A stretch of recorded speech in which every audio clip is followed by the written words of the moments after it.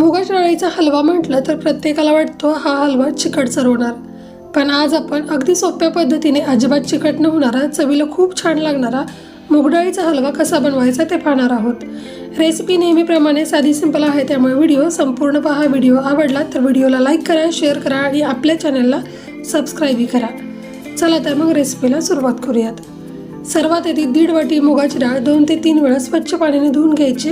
धुतल्यानंतर यातील सगळं पाणी वेगळं करायचं आणि डाळ वेगळी करून घ्यायची आणि लगेच गॅसवरती कढई गरम करायला ठेवायची।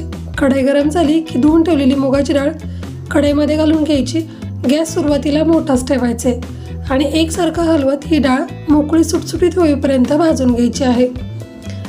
एकदा का यातील पाण्याचं प्रमाण कमी झालं की गॅस आपल्याला अगदी लहान करायचे आणि ही डाळ चांगली खरपूस होईपर्यंत भाजून घ्यायची आहे। साधारण 5 ते 7 मिनिट ही डाळ मी चांगली भाजून घेतलेली आहे। भाजल्यानंतर ताटामध्ये काढून घेऊयात। आता ही डाळ आपल्याला पूर्णपणे थंड करून घ्यायचे। डाळ पूर्णपणे थंड झालेली आहे।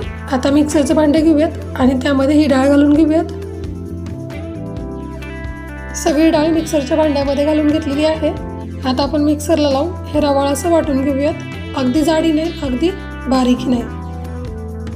आता लगेच आपण गॅसवरती कढई गरम करायला ठेवूयात। 1.5 वाटी मुगाची डाळ आपण घेतली होती। 1.5 वाटी मुगाच्या डाळीसाठी 3 वाटी पाणी आपल्याला गरम करायला ठेवायचं आहे। जेवढी डाळ आहे त्याच्या दुप्पट पाणी वापरायचं आहे। इथे मी ज्या वाटीने डाळ मोजून घेतली होती त्याच वाटीने 1.5 वाटी पाणी गरम करायला ठेवलं। यामध्ये 1 वाटी साखर घालून घ्यायची, थोड्या केसरच्या खड्या घालून घ्यायच्या आणि यावरती झाकण ठेवायचं आणि कढई दुसऱ्या शेगडीवरती आपल्याला ठेवून द्यायची आहे। तोपर्यंत या शेगडीवरती दुसरी कढई गरम करायला ठेवायची। यामध्ये 1 चमचाभर तूप घालून घ्यायचं। तूप गरम झाले की थोडे काजू बदाम यामध्ये घालून हलका रंग बदलेले एवढे भाजून घ्यायचं। भाजून झाले की लगेच बाजूला काढून घ्यायचं। आता या राहिलेल्या तुपामध्ये 2 चमचे बारीक रवा घालून घ्यायचे। आता हा रवाही आपण तुपामध्ये चांगला भाजून घेऊयात।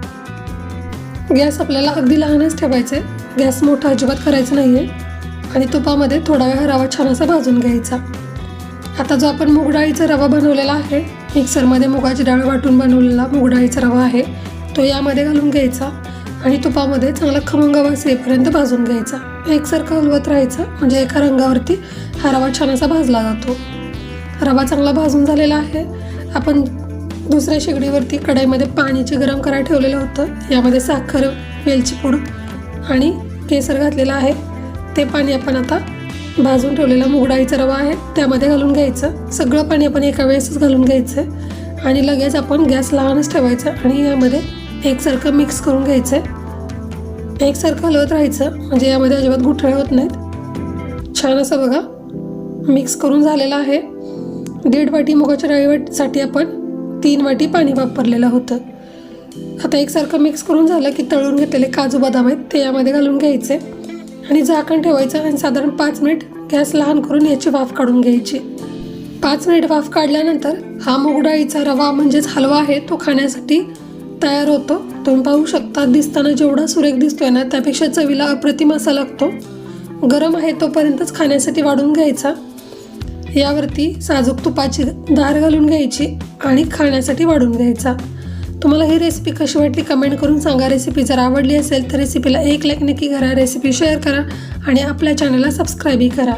असेच नवनवीन व्हिडिओ पाहण्यासाठी आपल्या चॅनलला नक्की सबस्क्राईब करा। पुन्हा भेटू अशाच एका नवीन रेसिपीसोबत। तोपर्यंत स्वस्त राहा, मस्त राहा, मजेत राहा। व्हिडिओ पाहिला त्यासाठी खूप खूप धन्यवाद।